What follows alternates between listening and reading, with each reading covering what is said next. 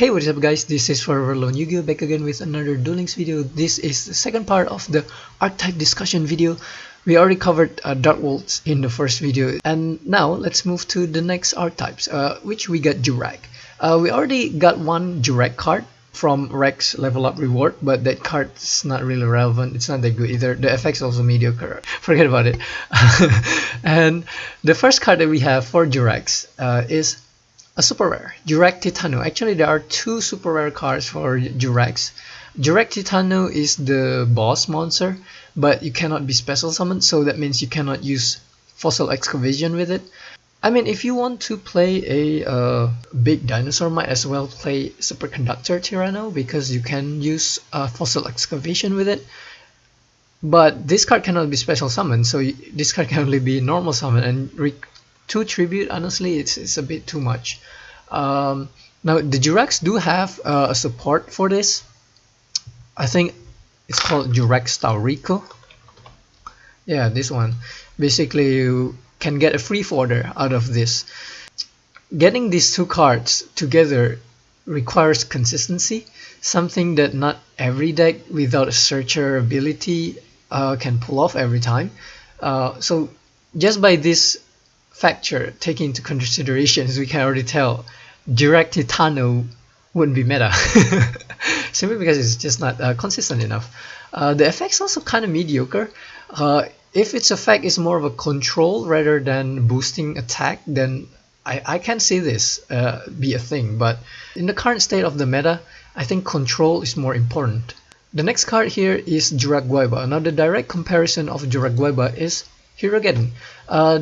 The obvious difference between Herogeddon and Jurracc is Jurracc have 100 more attack than Herogeddon. Also, another is that Jurracc doesn't require your opponent's monster to go to the graveyard for its effect to proc, while Herogeddon do. But Herogeddon, the other Herogeddon like special summon can attack, while the Jurracc special summon by Guaiba cannot. So that is very important. I mean, in the case where you want to go, OTK, Herogeddon is obviously more favorable. However, the important thing is that Jurracc can go point for point. So for example, your opponent have a 2k monster, your Jurracc also 2k because it's under Dinosaur Kingdom. The Jurracc can go point for point, so suicide attack, and the Guaiba will get his effect no problem. But you can't do that with Herogeddon. If your opponent have a 1900 monster, you summon Herogeddon, you go point for point, you won't get Herogeddon's effect. So that is important. Another thing to note here is Jurracc can destroy a token and gets its effect proc. So say your opponent have a stray lamp and you go in with the Guaiba will summon another Jurracc. But you cannot do that with Herogeddon because token obviously doesn't go to the graveyard. So that's another important thing. In regarding to preference though, like which card is actually better for like a beatdown dino deck, without Dinosaur Kingdom, Jurracc is 17, Herogeddon 16. That means Guaiba does get over Electro. I mean, Electro is a thing, so having an attack higher than 1600 is actually kind of important in my opinion.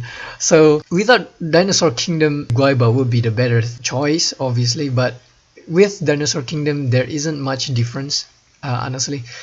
As of right now though, I'm leaning towards Herogeddon actually, because the fact that the special summoned monster can attack, that is really important. Now next move on to the next card, which is Jurracc Hera. This card can be pretty resilient. Like if you do play decks that was built around Hera, this card can keep on coming back. Under Jurassic World, this card will be 2600, or maybe if you do play beatdown, yeah, also possible. Another thing is that you can proc multiple of this. So if you have one in the graveyard, one in your hand, you can, and it can be triggered, then you can go off with both. With beatdown, it's actually better than Jurassic World after I think about it, because with beatdown, if you do have two of this card will gain 600 attack, which makes its attack into 2900. 2900 is important because it gets over Bleak Dragon Ninja, it gets over the Kini. However, it doesn't get over Ancient Gear, Ancient Gear Golem. However, you do need this card in your hand or in the graveyard, and also another Jurracc monster to be destroyed in defense. but I guess that is not that difficult because we do have a Jurrac Staurico, which is kind of weak and gives you some tribute fodder as well. And we also have the other Jurraccs, which is not bad actually. This one, Jurrac Terra, is also a really decent card that you can put on defense. So a deck surrounding Jurrac Hera can be really resilient in the fact that the Hera can keep on coming back as long as the monster is getting destroyed in defense. Do I think this card will, this card will be meta? Probably not. I mean, the deck idea is interesting. It can be fun, but the matchup is really bad for the current meta. Against Gladiator the Beast is bad. Against Ancient Jur is bad. Against Neptis might be okay. I don't know about ninjas like going in the future. Probably some people will still try. So taking that into consideration also important. Thinking about how the ninja matchup will be against Cyber Angels.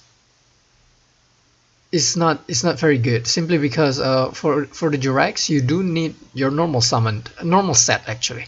So that means if your opponent goes into the Kini, you lose your monster, so you lost the chance to trigger of Hera. Bottom line is, Jurrac Hera's deck sounds kind of interesting, sounds fun as well, and it can be a thing simply because this deck can have a really decent board presence, but the matchup with the current meta deck is just not very good. Next card, we already talked about Staurico.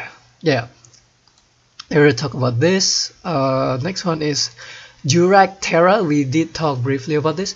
Jurrac Terra does have a pretty decent effect. Returning your opponent's attacking monster can be really strong in the ninja matchup or in the Ancient Jur matchup. Returning that golem is pretty decent effect. And also against Gladiator Beast, also not bad. Because Gladiator Beast won't get their effect prop after attacking into Terra. And Terra itself, the defense can be decent. It becomes 1900 if it's attacked by level 4. So it's not that bad. I mean, Terra is also another control card, and honestly, Terra by itself, I can see people actually use Terra in a more stall deck because it does have a really decent defense and also really decent effect. In the Jurrac deck itself, like I said before, you would probably only use it for a Hera-centric Jurrac deck. Aside from that, not really. I mean, also in a dinosaur deck, this card doesn't really have a place. I mean, if you would want to play a set monster, might as well play Man-Eater Bug in a dinosaur deck because it's more flexible. So Terra by itself is decent. Definitely don't have a place in a dinosaur deck, in like standard dinosaur beatdown deck. Do have a place in Jurrac Hera-centric deck, but aside from that, yeah, maybe in some control deck actually, some stall control deck can be a thing, but definitely not in the more mainstream dino. Next one is Jurrac Iguanon. Another Jurrac monster that you can special summon by Guiba's effect. I think you can just think of this card as a vanilla dinosaur, honestly. The effect is so mediocre, it might as well be vanilla. And the only saving grace of this is that it can be special summoned by Jurrac Guiba. That's it, nothing else. So the bottom line is, as of right now, Jurrac-centric deck would probably be meta. Jurrac Guiba definitely has a place in standard dinosaur beatdown deck. An actual Jurrac deck that we probably would see is a Hera-centric deck. And maybe let's take a look at what kind of cards that we can put in a Jurrac Hera deck. First off, obviously any standard dinosaur support would be okay. Like Fossil Dig is very important. I mean, it's almost a staple. It is a staple in any dinosaur deck, honestly. Jurrac Hera is a level 6, so you can use Fossil Dig to search for it. Another card that can be interesting is actually Pyrex. Jurrac Hera deck does have a pretty decent control of what you have in your graveyard. In my opinion, if you do want to play Pyrex, might as well play more than one. And that's pretty much it for Jurraccs. Now let's take a look at the next archetype, which is Lightsworn. People usually use Lightsworn as more of an engine rather than the actual deck itself. So I can honestly see it as a thing as well in Duel Links. Lightsworn, as of right now, I wouldn't think of it as like an actual deck. The monster by itself only mill, and the milling becomes useless if you don't have a Judgment Dragon. I guess as of this box, the milling is only useful for Gorgonith, because Gorgonith does get advantage out of the mill, which is actually really respectable, because I mean 300 attack and defense extra is actually really decent. However, it is of a monster of a different name, so this is kind of a put off. As of right now, as of this box, I see Lightsworn only as an engine, but aside from that, I wouldn't consider it actually a deck at this moment, at least. Now let's take a look at the next archetype, which is Cloudian. Now Cloudian traditionally is more of a control deck, so you use a Cloudian that cannot be destroyed by battle, and then you also flip Spirit Barrier, so that you can keep the control, plus you won't take any battle damage. So in this box, for example, the only Cloudian that cannot be destroyed by battle, I think, is this one. Cloudian Turbulence. Yeah, Turbulence cannot be destroyed by battle. So for example, you flip Spirit Barrier and you have Turbulence on the field face up, then that means you won't get any battle damage for indefinite turns until your opponent does something about the Turbulence or the Barrier, while using Cloudian Squall to fill the entire field with Fog Counter.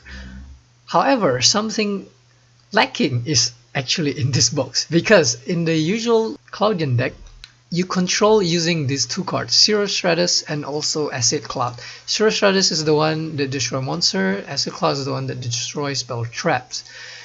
In this box, however, these two monsters are missing. So my question is, how does Konami actually expect us to play this deck? The only decent style of the deck that I can think of as of right now is actually Cloudian Nimbusman.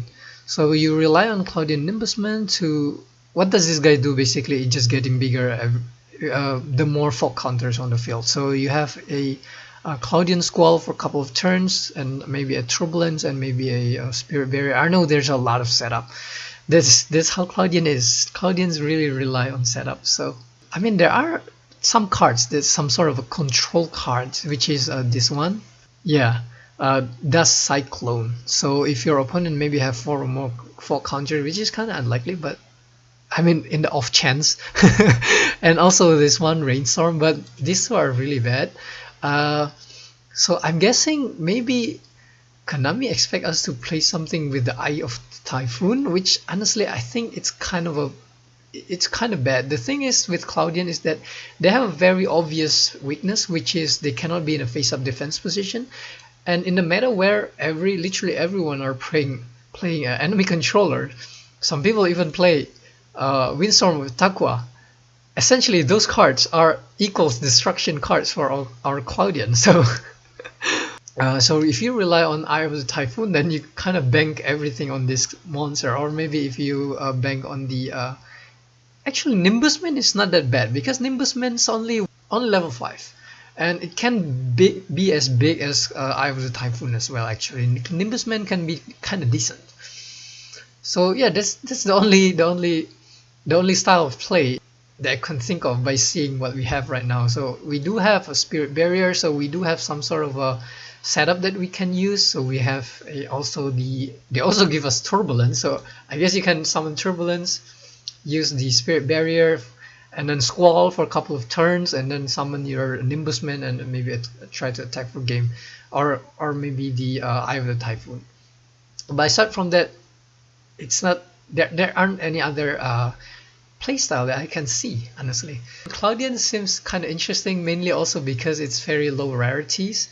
All of their cards are like only after the Typhoon are UR, no SR.